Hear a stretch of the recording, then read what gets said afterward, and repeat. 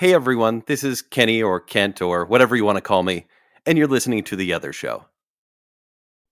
I cannot believe that she completely spoiled it. Like, completely spoiled it. What do Ruined. you expect? It's Look, a kid's Josh, show. if you don't watch it on release night, you can't blame anybody but yourself. The hype is bigger than Marvel movies. It was 3 days later, and she spoiled the whole episode. That's well past the spoiler threshold. That's on you. Josh, that is higher than the average age of the viewers. That's true. Okay, I'll give you that, but man, my 7-year-old niece completely spoiled the whole new Bluey episode. Don't worry, she's getting baptized soon and it won't be an issue at all. Like, that'll be That's forgiven. True. She shall be forgiven. Yeah. Okay. Unlike my nephew, who lost all of his Pokemon cards in a bad trade on the playground, so I gave him one of my rare Pokemon cards, and then he traded it for 3 freaking jumbo Pokemon cards that are absolutely worthless. Yeah, I'm not letting him ever live that down. He will be off on his mission, and I will write him about that. He will be getting married, and in the wedding line, I will pull in his new bride, and I will whisper in his ears, her ears, don't let him trade you for 3 jumbo Pokemon cards. Look, just like Josh, Spencer, that's a you problem. Mm-hmm. That was a decision you made, and it was a poor one. I mean, both of you guys are letting me down right now. Because we're trying to give good childhoods to children. But you cannot tell me that you have not been invested in Bluey. Oh, How old is your youngest? my youngest is 3. My oldest is 5. I live and breathe and die by Bluey. I know everything about it. And yes, I watched it the day before it came out on the Morley Gray The gray area space. place that the gray space that we watched those sorts of things on. And Look, technically it was available. It was available in Australia. Just because they're 12 hours ahead of us does not mean that it's not available. thank you for making things available, Spencer. You're welcome. Spencer and the dark web. Now there's an avenue It's I don't not- want to go down. So much dark web as it is dimly lit and moist. Yeah, I don't want anything to do with that. No. That's why I let Spencer do it for me. Yeah. But you can't be mad that she spoiled. What did she spoil exactly? I mean, The whole episode. I mean, it was 7 Which minutes one? long. Do we need to The do we last need one. to shout out a spoiler alert right now for those other poor souls who have not been spoiled or watched it yet? okay, fine.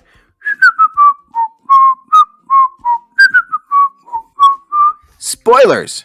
That was a good Wow. Spencer off the top of your head. That was a good one. Thank you. You should have a career in voice acting. I'm just saying. I'm just trying not. Whistling into a microphone is not as easy as it sounds. Good for you, Spencer. Don't worry. I was reading my scriptures to my primary class as Elmo the other day, so. Whoa. And it came to Way to get him pass. to pay attention. Whoa. What? The giggle? Mm-hmm. It's all about the giggle, man. The weird thing is that giggle when he busted out with Marianne during sleepovers. Hey. Ah, well, I That's mean, when it gets weird. she had to love him for some reason. That tickles. Okay, so what part of the last episode did she spoil? Like I said, the whole thing. So it was basically that it was Bluey as an adult, and it was her puppies No, and all that. that's like literally the last 3 seconds. Well, I know, but But that was the spoil. that was the spoil. That That's is what it the was spoil. leading up to. So the question now, though, is this the end of Bluey? No, it's not the end. In fact, I am so fed up with Bluey fans online. My Facebook feed, my Instagram feed is flooded, and I mean flooded with Bluey speculation. People freaking out because it's been canceled because some anonymous person on Reddit said that it was. Even though all the producers are saying, no, it's not canceled. We're taking a break. It's going to be back. There's more after season 3, right? It's coming back, folks. And as far as who Bluey's kid is, the breaking down like by color code is getting a little much. I'm a little freaked out, to be completely honest. You know what, Spence? Here's the deal. Look, Bluey started in 2020, I believe. We were all locked down. Mm-hmm. That's at least when it came to Disney Plus. We found it on a random Sunday morning. We happened to watch the entire season that day. Not because we were invested in it, but it was just a cool show. The episodes are like 4 minutes long. And we just rode that train into paradise. I mean, it was just the coolest show. And I thought, wow, they're never going to top this. What a fun show. It's probably just never going to have another season because what could be better than this? They've come out with 2 more seasons since, and since then, a couple of these special episodes. Now they're doing like limited release episodes, which this show has turned from a kids show geared towards 5 and 6 year olds to a global phenomenon. I mean, they rode that wave out of one-hit wonderdom into legendary status. And I gotta say, Move over, Mr. Rogers. absolutely move over, Mr. Rogers. And I gotta say, Spence, it's worth all of this weird speculation. Whoa.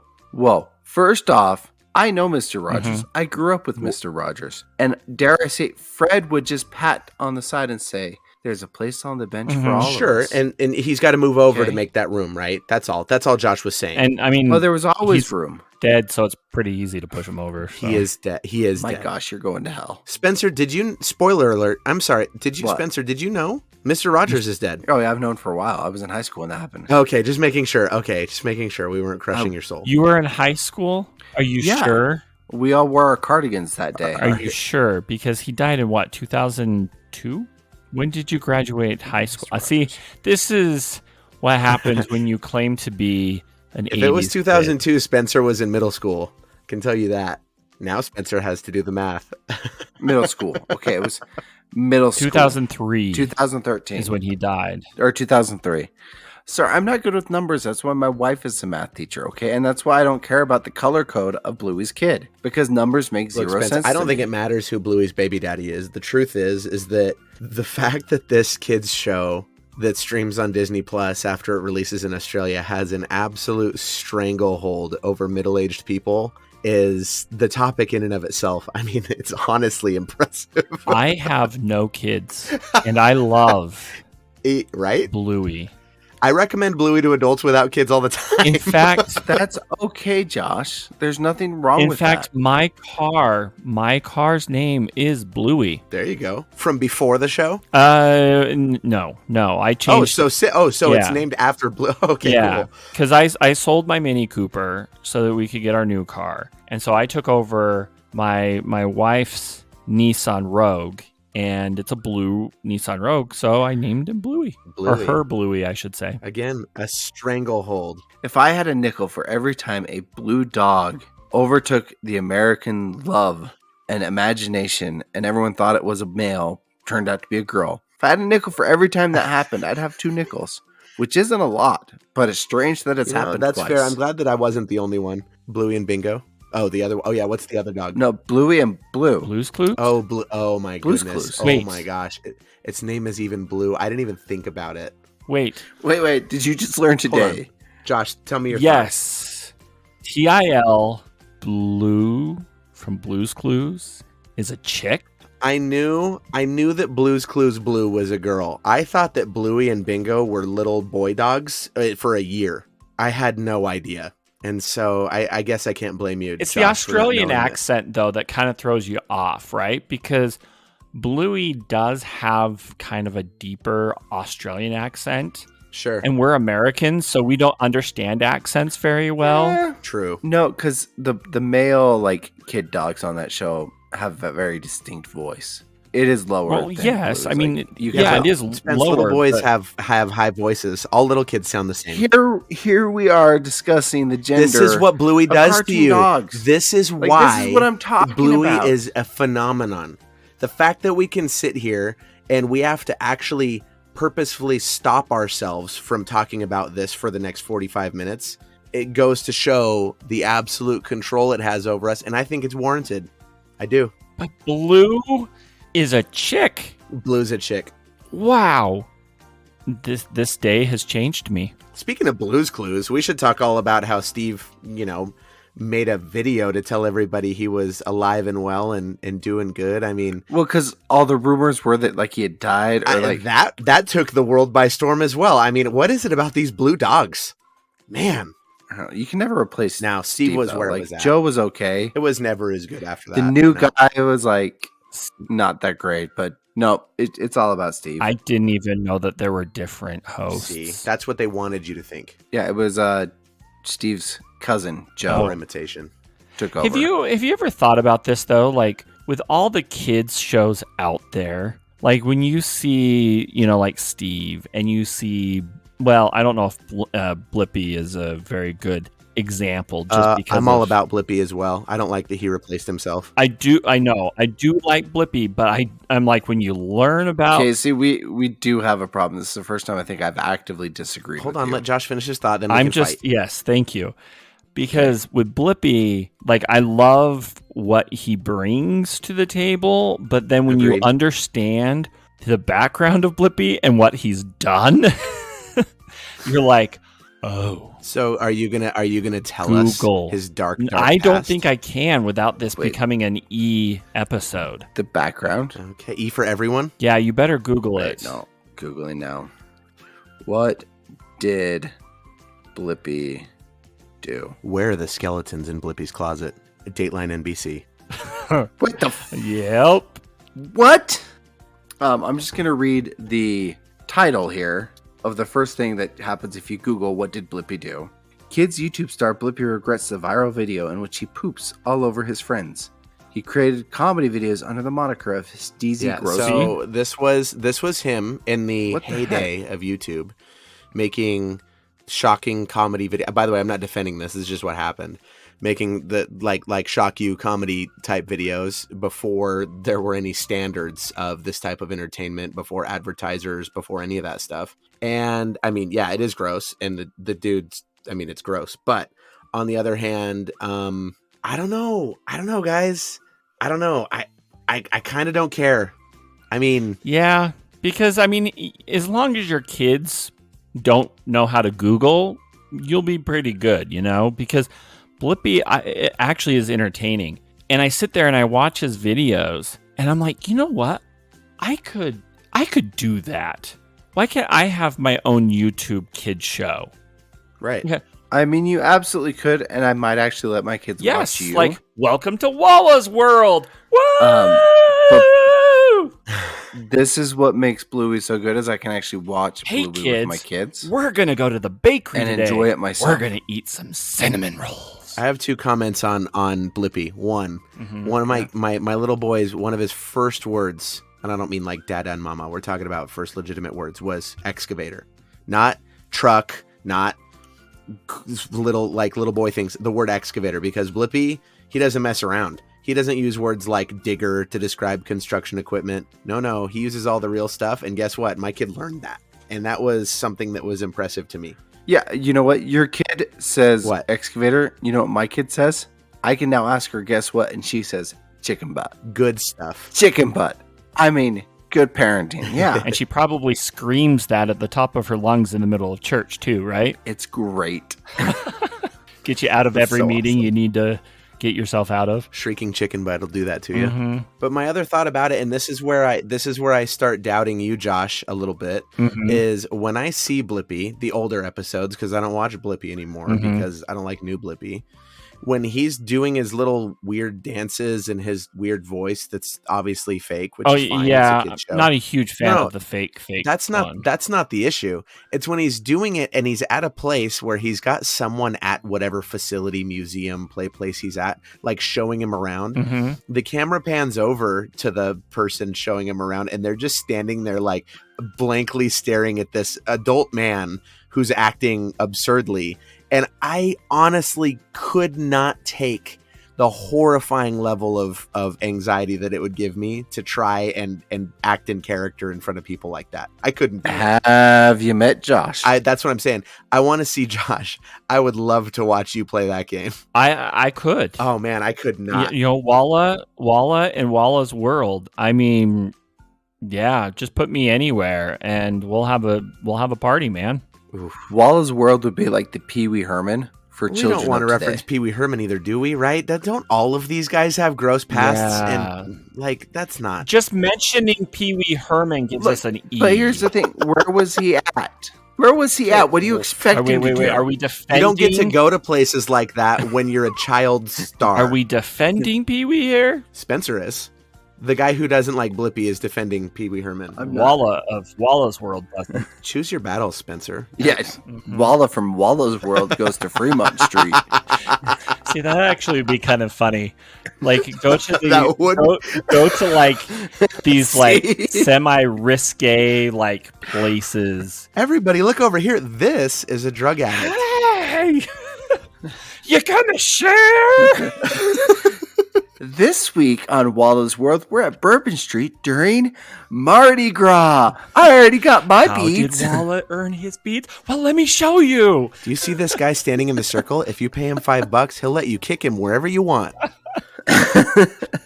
Well, speaking of children's shows, because we've already talked about what? We've talked about Blippi, we've talked about Bluey, Blue's Clues, Fred Rogers. Walla's World. Have you guys... Walla's World, which is not a thing, but should be. Mhm. Have you heard about PBS Retro? Like No. my childhood kind of PBS or what? What are we talking about? Okay, so this is a new streaming channel. It's a free streaming channel. It's ad supported. So you do have to deal with ads, but it's 24/7 access to PBS's back catalog from the 70s, 80s, and 90s. So all the good stuff. So Kratz Creatures, yeah, Thomas and Friends, Zaboomafoo, Reading Rainbows, Mr. My kids are Rogers. hot on Zaboomafoo like, right now. everything Today going they watched back. Zaboomafoo for a while. That's a good Oh, stuff. Kratz Creatures, they're doing a live show in Salt Lake in November. That's worth going to. Legit looking up ticket prices and seeing if they have it. That's awesome. Like a VIP I'm all meet for and all greet. of that stuff. For which one? Kratz Creatures. I don't know if I remembered that one. So they did Kratz Creatures, Wild Kratts. Zaboomafoo, and then they did Wild Kratts, which would have Yes. all been after your Yeah, time. I was gonna say, I'm like Wishbone. I think was like the outlier, and I'm pretty sure Oh, dude, Wishbone. if there was a meet and greet with Wishbone, I wouldn't want to go because that dog's been dead. He'd Yeah, be making some wishes on his bones. it's like a shrine for Wishbone, kind of like carrying Joseph out of Egypt. That is one show that I think that should be brought back. I mean, you can't obviously bring Mm-hmm. it back with the original cast and crew, right? It would just be a little weird. I could totally see them doing some type of like cartoon version of Wishbone, though. The charm of Wishbone was it was a dog playing it straight Yeah, as like Macbeth. So like all the actors around him are like playing it super straight and they're acting across from a dog. It's like the same charm as the Muppets. Muppets have more charm than Wishbone, though. As much as I love Wishbone, I was going to say yeah. I'm not saying it had more charm. I'm saying it's Okay. the same I type mean- of charm. maybe more charm than like Sam the Eagle or Oh, do not bring my boy Sam the Eagle into this. If Sam the Eagle ran for president of the United States, I would vote for Sam the Eagle. Fine, I mean, go for it. But yeah, I don't want to start ranking Muppets over Wishbone. But anyway, I'm kind of interested in this though because there are certain things I remember about like Sesame Street when I was a kid, and that you just don't see anymore. Oh no, the entertainment has changed completely. By the way, you can catch all of the like 1,700 episodes of Sesame Street on HBO. I went back to like the first seasons. That's scary. I mean, that's Oh, genuinely kind like- of a horror show. So get a few seasons in. Like Orange Kermit. Yeah, it's scary. Oh, Orange Kermit was mean. By the way, Spence, I Mhm. just want to make a quick comment about this PBS deal. The only way I'm signing up is if Lamb Chop is on there. Oh, Lamb Chop was Sherry Sherry Lewis. Sherry Lewis. Did you know her daughter still has Lamb Chop and still does shows? Dude, what? No way. I randomly stumbled across her channel, like her Instagram. Randomly. That is yeah, you don't don't believe randomly stumble across Jerry Lewis's daughter's Instagram. No, legit. It was like I was doing like the You go three- out to the internet and you go actively looking for that, Spencer. Just admit it. It's okay. The only thing I Google on the internet like that is washed up former radio hosts. Okay, I'm not looking up children's hosts who actually were stars. So I actually did find this when I was scrolling through Reels, and like I was like at 3 a.m. I was like, hold up, was that Lamb Chop?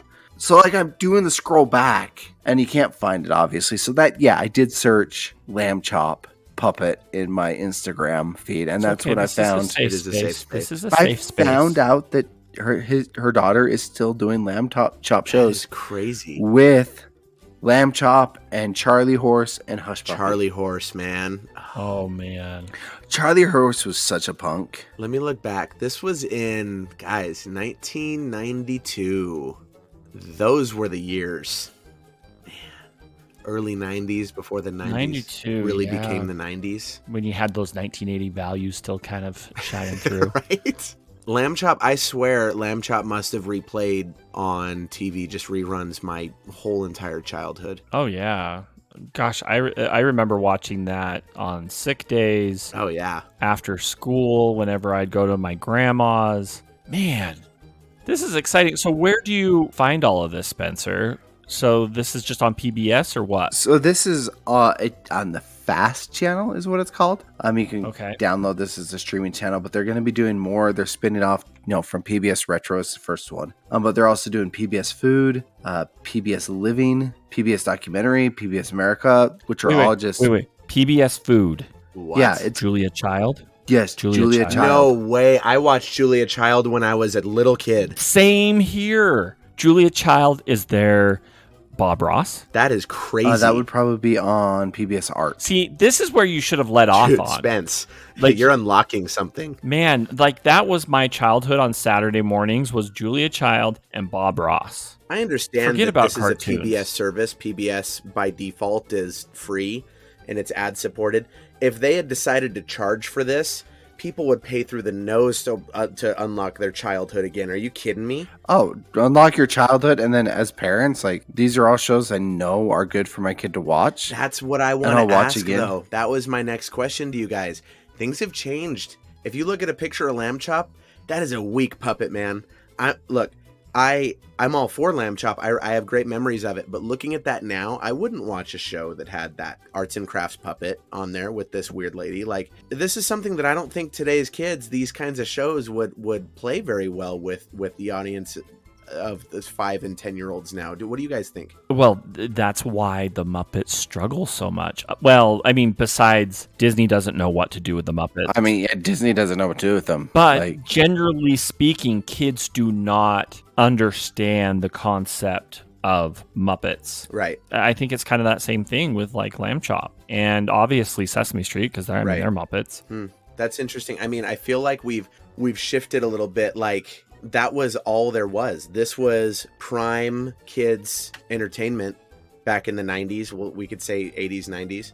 And nowadays, obviously, not only is it a different kind of entertainment, kids have the entire world at their fingertips. My 3-year-old daughter knows how to run our Apple TV. She knows how to switch apps and find Frozen from anywhere we are. Mm-hmm. And you know what? At that point, I don't blame them for not wanting to watch the simple shows like this. I'm lucky Hazel can't do that yet, but she's definitely figured out the iPad. Yeah, I'm floored with how early some kids are able to navigate iPads and smartphones. But yeah, maybe we can send them back to a simpler time when the world was stoked about Arthur. Dude, Arthur was the aardvark. Awesome. Arthur is still awesome. This was after your time, Josh. Yeah, okay. Well, it wasn't necessarily after my time. It was just right before the end of my time because I do remember watching it, but I never understood Arthur. That's because Arthur understood me, okay? Which is really funny because my wife loves Arthur and watched Arthur a lot. My wife's a year older than me. Oh, interesting. So I'm like, how does this math work? Mary Ann Terry Hansen, that's how math works. Arthur's a good one. Good call out, Spence. Anyway, if you want to check this out, you can check out PBS Kids. You can subscribe to that. They have, it's PBS Retro. Apologize. But they also do have PBS Foods, PBS Antiques Roadshow, Julia Child's, and PBS Nature. That's awesome. Just to name a few. Before we go into our next thing, I do want to just I just have some house cleaning things. Or no, not house cleaning. 30 minutes into the show. We have some quick housekeeping items. 30 minutes in. Housekeeping. See, this, I don't know. Go ahead, Josh. Anyway, keep your house. I have some housekeeping things just really quickly. So we are still waiting for Marty D, whoever you are, to contact us because you are the winner of the March Madness bracket. Oh, come on. We need to say that with more enthusiasm. Marty D, you are the winner of the March Madness bracket. I tried really hard to win this. Genuinely, I tried, knowing nothing about women's basketball. And I really wanted to pull the guys to Las Vegas. So you got to show your face and go get wings with them because you took that crown away from me. She earned that crown. She didn't take it. That was her crown. Now, I hope Marty's a girl. That would be really awkward. I don't know. Not. It would be. But we have the funds to take you and a guest out. Now, we do have a deadline for this. So you have 1 week. So as of... From this episode. So 1 week. So May 8th is the deadline. You need to contact us, me, Spencer, or Kenny, or any of the other show socials. Contact us, message us, let us know so we can set that up. If we don't hear from you by May 8th, we're going to go with the second place winner, which is Corey Tanner. Carol Shelby, yeah, aka Corey Tanner. Yes. I forget that he's Carol. You live your best life, Corey. You live your best life. May 9th, come May 9th, if we don't hear from you, Corey will take you out for wings. But we want to take Marty D. She earned it. He earned it. They earned it. They earned it. Mm-hmm. And Casey, if I find out that you are killing off the winners in consecutive order and tell you fourth place is the only one left, we're just taking you out for drinks. Look, I'll be honest. No wings. If it does make it all the way down to fourth place, you guys would have reason to be suspicious. So I can't even say anything about that. He's like, I can't do all three. Third place, you are really lucky because I already have Corey tied up. I can kill one, maybe two. All right. So, Josh, you sent me an interesting article the other day. I haven't read through it, so you're going to have to give me the rundown on it. We're talking about the cats, right? Yes, I've seen this explode on all my social medias. For good reason. So, yeah, it's exploding on social media because it's essentially local news. And the original article comes from KSL here locally, and it's titled, Utahns Reunited with Pet Cat They Accidentally Shipped with Amazon Return. I mean, come on. Wait, how do you accidentally ship a cat? Well, if it's a cat, anything like my cat Walt, it'd be very easy. But let me read this to you really quick. A cat may have used a couple of its 9 lives when it was accidentally shipped with an Amazon return from Utah to California. A Utah couple got the surprise of their life when they got a call that their missing cat was found in Los Angeles. Carrie Clark said her family's indoor-only cat, Galena, mysteriously disappeared on April 10th. Friends and family helped them search their house, neighborhood, and surrounding community for a week while they plastered missing posters around town and on social media. Galena is a huge emotional support to me and has helped me get through many health challenges over the past 6 years, Clark told KSL TV in an email. The anxiety and stress of not knowing what happened to her was excruciating. Then, on April 17th, so a week later, Clark received a text that Galena's microchip had been scanned that afternoon.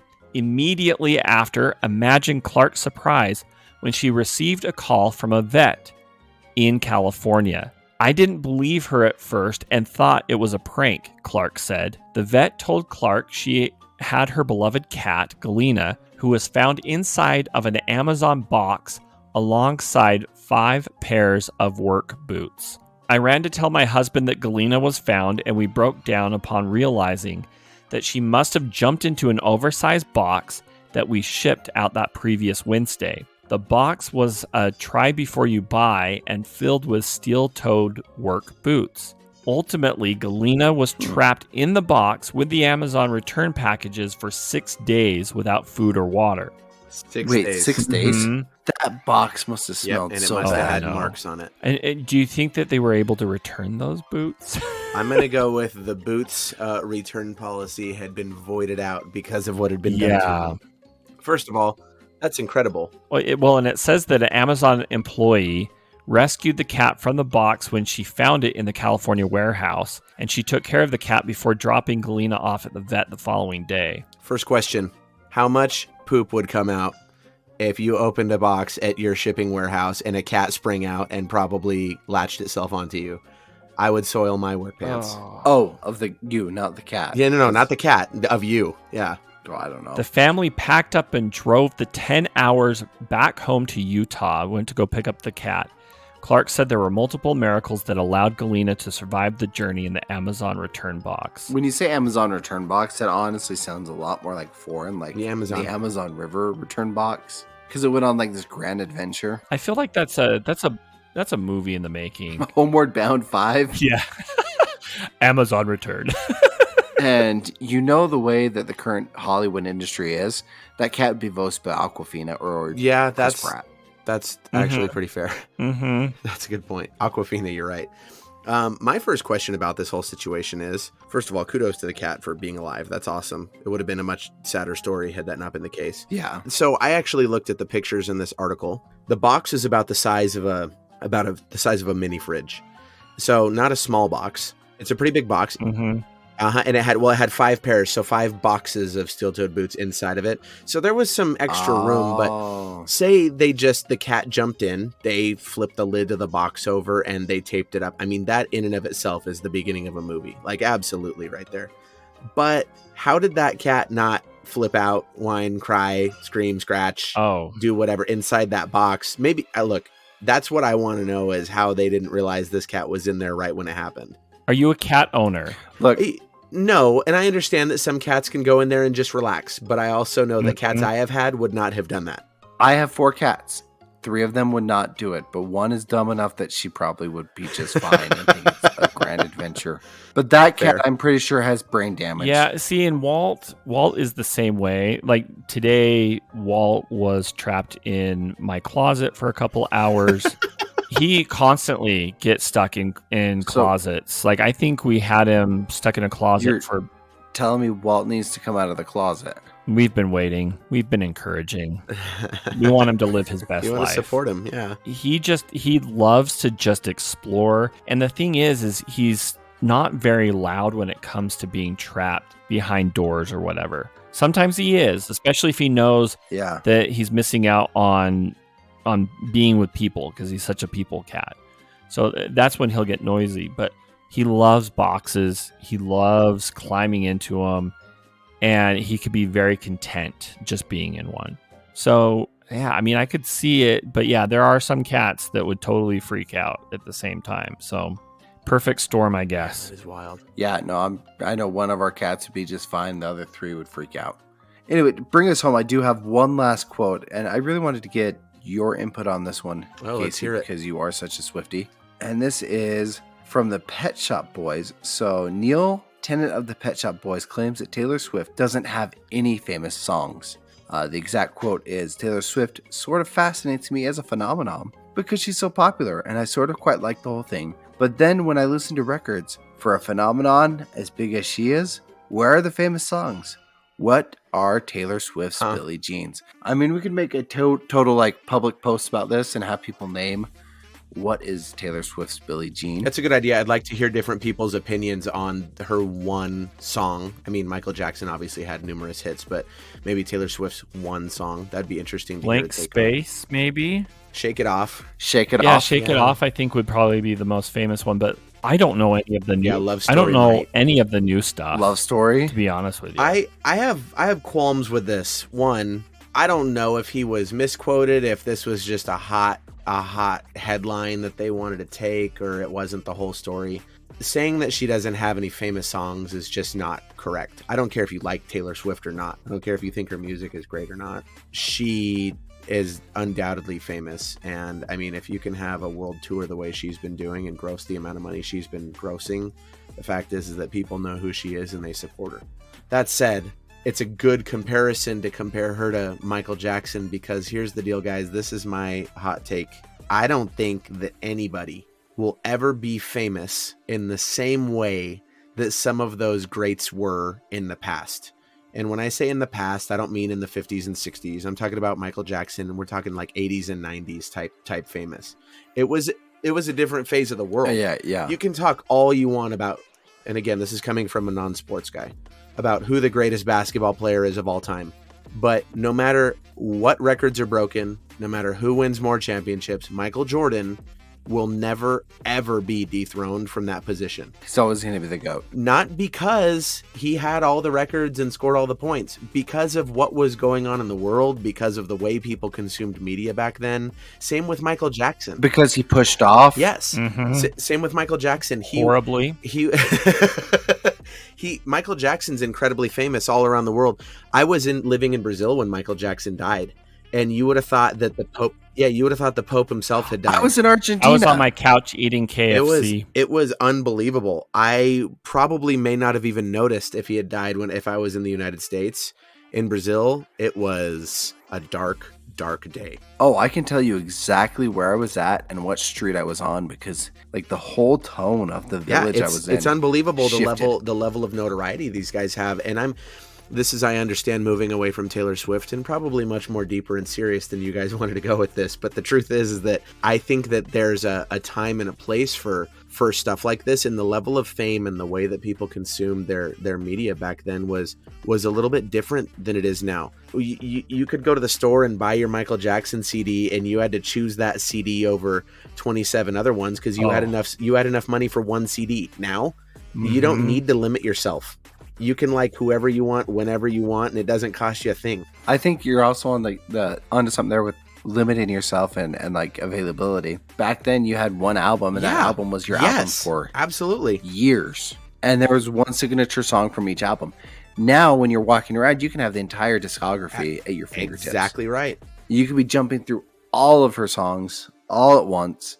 So there's not going to be one that really stands out as the one song, because it's almost as if it's one giant album. And the amount of output that Taylor Swift has it's is crazy astounding. how much she's putting out. And again, I don't like all of her music. I'm absolutely a Swiftie. Loved going to her show. I'd go to it again. But I'm not a fan of every single thing she puts out. I just disagree with saying that she doesn't have a famous song. And I will argue that comparing her to having a song like Billie Jean isn't the right argument to be making. So that's Casey's hot take. I agree with you, but I do feel like if you're an artist of that fame, that level of fame, there should be some type of iconic song, right? I think it. Shake it up. But is it? I would say it has penetrated. You said The penetrated. general zeitgeist.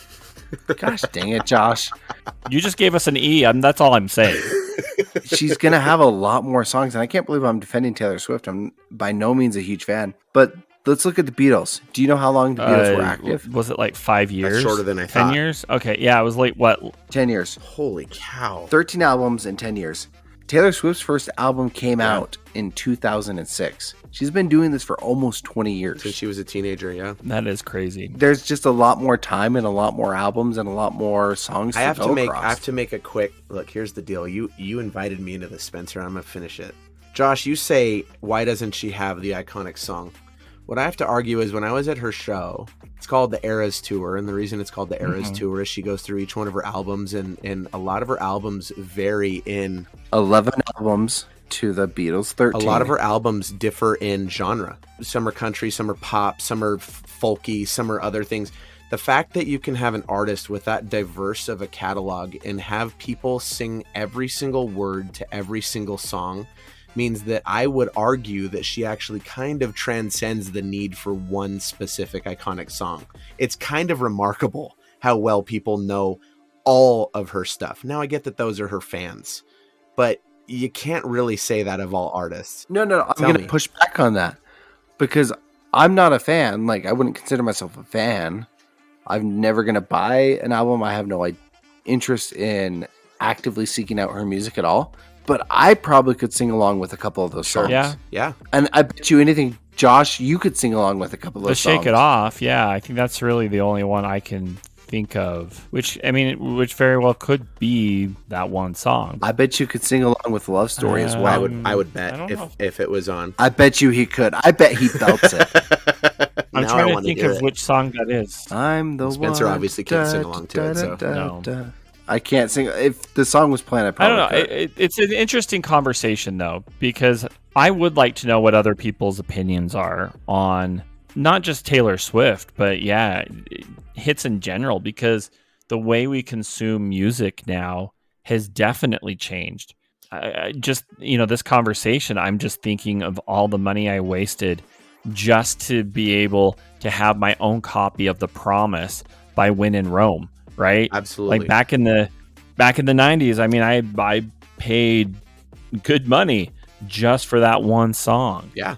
That's why you bought CDs, was for their one song, and you just kind of had to listen to the other ones because you bought the CD and you had to kind of justify it. And so but now I love it, right? This is right now the way I consume music is the way that Josh getting music off of LimeWire hoped and dreamed of. Yes. This is the world I dreamt of back in 1999. Look, no, the thing is, like, the way what streaming has really done music wise, and this is a completely different topic than, Taylor Swift's iconic song, but it has given music control to us plebes. Yeah. Like, to the common folk. We no longer have to only listen to what is curated and picked out for us. We don't have to have somebody who thinks they know more about music than anybody else tell us what's good and what's not good. I can listen to Yiddish core if I wanted to. That was just an example, Spencer. Tell me what the dwarf rock band is that you listen to. Oh, it's dwarfcore. Dwarfcore. That's a real thing awesome, there, Josh. Man. Just sink your teeth into that one for a minute. I have something to do after this show. I love listening to the Who. Doctor Who? The H. Oh, the Who. No, HU. Oh, The I'm like, Who. yeah. So does my dad. It is a Mongolian throat yodel. Singing. Yes. Yeah, but it's a metal band. Spencer, you're a bit of a weirdo, and I'm here for it. My music taste is just like my taste in food. It's weird. It's eclectic, and you're gonna feel dirty. I can just imagine But you're you gonna love listening it. to the Who, downing $1.50 combos, just having the time of your life. Now I feel like I need to go talk to your cat, Bishop. Anyway, Josh, why don't you take us home? Gladly. You've just listened to The Other Show, starring Kent Dunn, Josh Hansen, and Spencer Myers. The Other Show is produced by Kent Dunn, Josh Hansen, and Spencer Myers. Show design and audio editing is done by me, Josh Hansen, and sales manager is Spencer Myers. The Other Show is generously supported by our friends on Patreon. A huge thank you to our Friends with Benefits tier. These friends are contributing a minimum of $25 a month, which in return comes with some rather significant benefits, including the weekly off-the-cuff episodes of The Other Show, monthly bonus episodes, quarterly live Q&A shows, and exclusive swag and perks. A huge thank you to our favorite Brit, Jonathan Vaskar, the lovely and talented Mrs. Robinson, the one, the only Chris Anderson, Brandon from Popfly Cards, Lady Terry A. Finley, the proud Disney mom, Tanya Budge, the other Keith Brown, it's Rick, not Dick Smith, Dave, and of course, our newest friend with benefits, Melanie Milring. To support The Other Show on Patreon, visit patreon.com/The Other Show to join.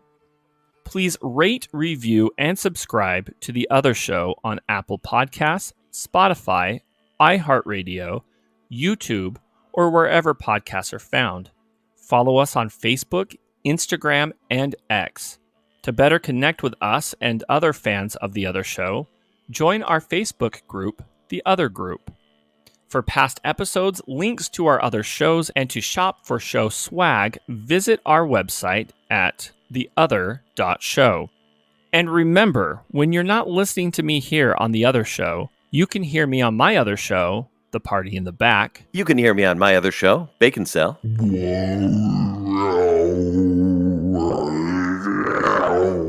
Ugh.